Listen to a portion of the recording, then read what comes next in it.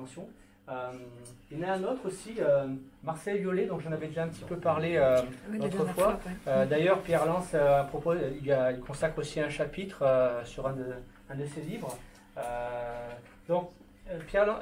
Marcel Violet, il n'a pas spécialement fait de générateur d'ondes scalaires, encore que, mais là j'en parle parce que c'est vraiment quelqu'un qui a été convaincu en fait qu'on pouvait générer des ondes biologiques et en fait finalement envoyer ces ondes biologiques dans de l'eau. Là, on va voir l'eau. J'ai l'ami qui a un appareil comme ça. Voilà, et j'en ai un aussi, je le montrerai la photo dessous. Alors c'est quelqu'un, c'est le genre de profil que j'aime bien, c'est quelqu'un qui est ingénieur, inventeur, c'était un pilote automobile, d'ailleurs il a énormément donné à l'automobile dans ses inventions. Il avait construit des machines lui-même qui pilotait, voilà, donc c'était vraiment quelqu'un qui allait jusqu'au bout de ce qu'il faisait. D'ailleurs, comme Lakowski était un ingénieur aussi, où il avait inventé des brevets au niveau du rail. Il avait également énormément donné à la France. D'ailleurs, lui aussi n'était pas un Français, c'était un Français d'adoption. Et donc, alors qu'est-ce qu'il a fait? Il a fait un générateur, en fait, on va avoir des électrodes qui vont aller dans l'eau avec un condensateur à cire d'abeille qui va en fait reproduire ce qu'il appelait de l'eau d'orage. En fait, ce qu'il a remarqué, c'est que ce qu'il a constaté, c'est que lorsqu'il y avait un orage et qu'il y avait de l'eau qui restait dans les flaques, etc., les animaux préféraient aller boire cette eau qui était sale, qu'on jugeait sale, plutôt que d'aller boire dans de l'eau qui coulait. Le chat a fait ça. Voilà, et mon chien aussi à chaque fois, mais je dis rien parce que je sais ce que c'est. Mais c'est vrai que voilà, ma femme me dit ah non mais c'est de l'eau boueuse et tout, mais non mais c'est très bon, faut qu'il y aille. Voilà, il se régénère. Et également les maraîchers, également ce qu'ils faisaient, ils savaient que lorsqu'il allait y avoir un orage, eh bien leur salade allait vite pousser. Donc en fait il fallait faire attention. Enfin, ils avaient déjà constaté également que l'eau d'orage avait un aspect positif sur le vivant, en tout cas sur les végétaux. Et lui, par cette constatation, il s'est dit, mais je devrais pouvoir arriver à reproduire ça. Donc, ses travaux dans l'automobile faisaient travailler sur de l'eau distillée. Et puis, et en fait, au niveau de l'histoire, il a en fait testé, je crois que j'en avais parlé l'autre fois, il avait pris de l'eau distillée qu'il avait mis dans une ampoule en verre, et donc cette eau était de l'eau qui était pure, et donc quand il mettait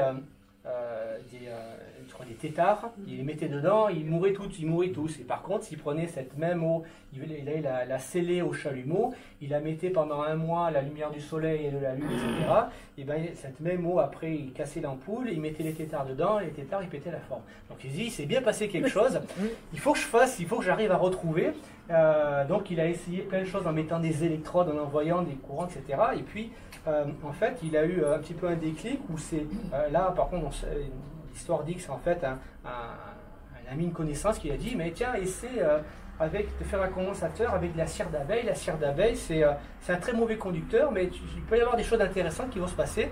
Et en fait, il a en fait pris un générateur de radio assez puissant, un générateur radio militaire, et il a renvoyé ses impulsions sur le condensateur à cire d'abeille. Donc c'est en gros basiquement deux plaques de cuivre qui ne se touchent pas, avec de la cire d'abeille autour. Et en fait, il se trouve que le signal qu'on va récupérer, il va le mettre des électrodes dans de l'eau, et en fait, il va envoyer un rayonnement qui va être, en gros, il va charger son eau, et l'eau, en fait, il va s'apercevoir qu'elle va être bonne pour le vivant. Donc il va après faire des tas de tests au niveau végétal, au niveau animal, où à un moment donné, il a pu disposer de plusieurs hectares, où il aura pu faire de nombreuses expérimentations sur les bétails. Je te coupe. Qu'est-ce qu'il y a de plus cette eau? C'est des électrons qui sont dynamisés par les électrodes. Ouais. Oui, c'est des ions. En fait,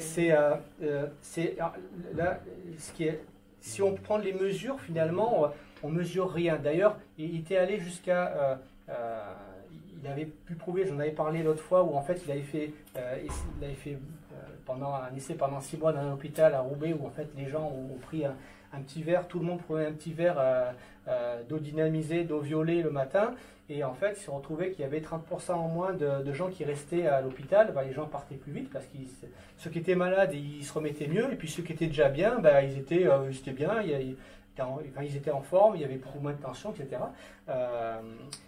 Du coup ça l'avait conduit à proposer cette eau violet comme médicament. Et du coup on s'est dit on va l'analyser, mais en fait quand on analyse on voit rien. Donc effectivement qu'est-ce qu'il y a dedans?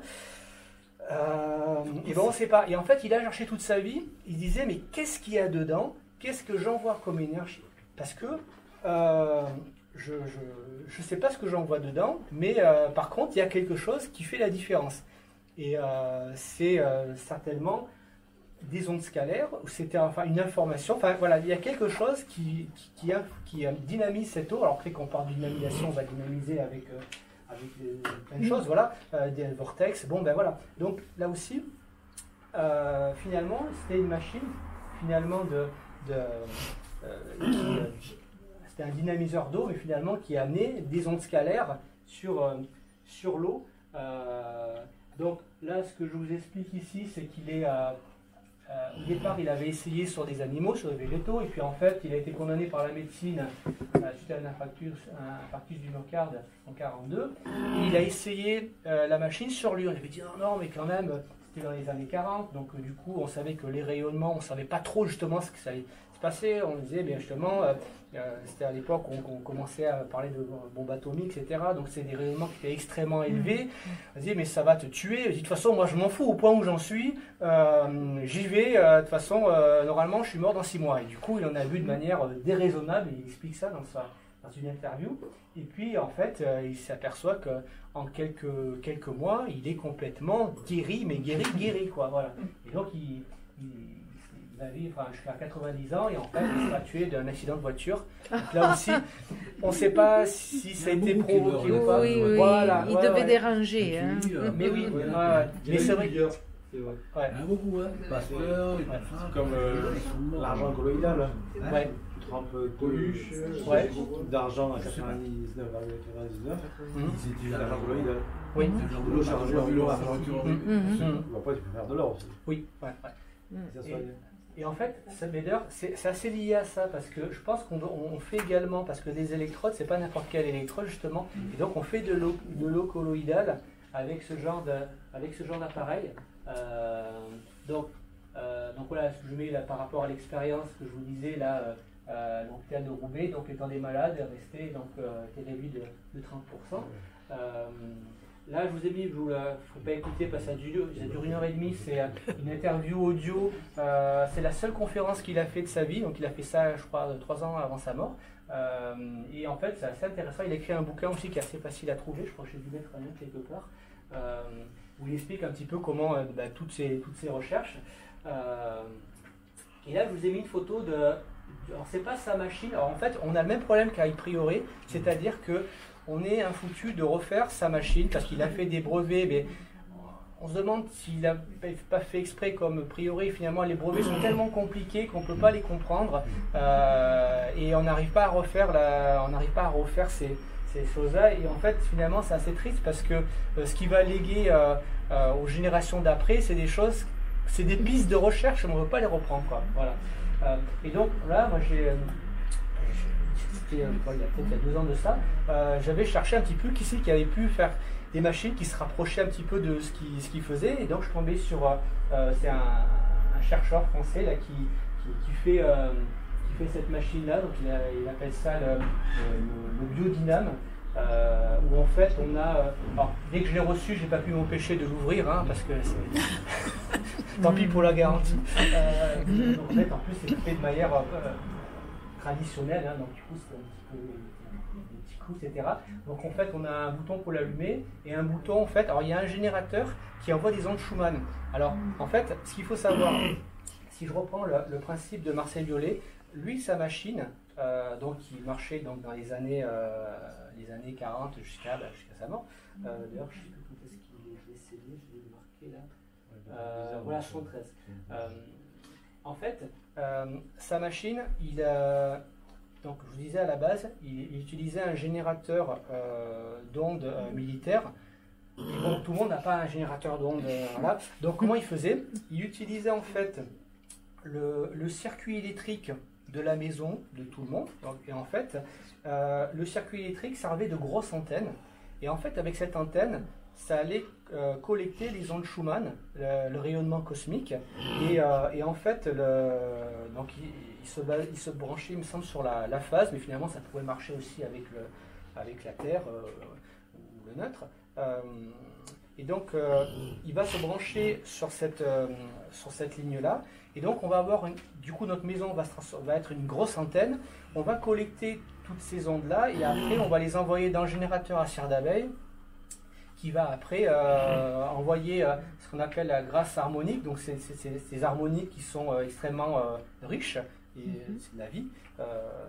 D'ailleurs, si on veut faire le condensateur, il ne faut pas faire monter la cire d'abeille au-delà de 63 degrés, parce que sinon on tue tout. Hein. Donc il y a des températures à respecter, sinon ça stérilise. Donc il a envoyé, ça marchait comme ça. Et à son époque, il n'y avait pas des problèmes de Wi-Fi, etc., etc. Maintenant, si on voulait refaire la même machine, je ne vous dis pas tout ce qu'on va ramasser maintenant avec les compteurs Linky, on n'en sort plus. Ce qu'a fait finalement ce chercheur, qui est assez malin, c'est que à l'intérieur de cette boîte, il y a un générateur d'ondes Schumann, donc ça envoie un rayonnement à 7,83 Hz. Et donc ce rayonnement de base va être injecté dans le condensateur à cire d'abeille. Et ensuite, on va avoir des fils, donc derrière il y a des fils, et en fait, là, moi c'est de l'eau, donc c'est des grands bidons d'eau. Donc là, j'ai une électrode d'or, là j'en ai une d'argent, après il y en a une autre de cuivre, donc après on peut en mettre plusieurs ensemble ou séparés. Donc, et en fait, finalement, et ça c'est des recherches qu'avait fait Marcel Violet, c'est-à-dire qu'il avait vu que quand il prenait une électrode d'or, eh bien, il y avait un dépôt extrêmement fin, donc colloïdal, de particules d'or qui en fait était en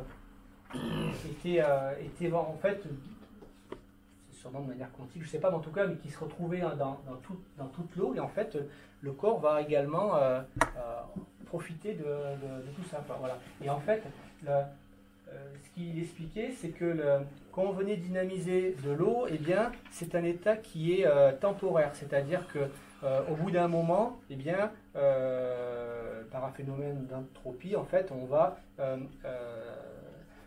cette dynamisation va s'en aller et on va se retrouver avec une eau qui va revenir à son état naturel et on va perdre tout ça. Et en fait, quand la dynamisation s'en allait, eh bien, en fait, l'eau prenait une couleur légèrement orangée. Avec l'électrode d'or, alors qu'en fait, tant qu'elle était dynamisée, il n'y avait pas cette couleur-là, quoi. Donc pourquoi? Et donc je ne comprenais pas pourquoi.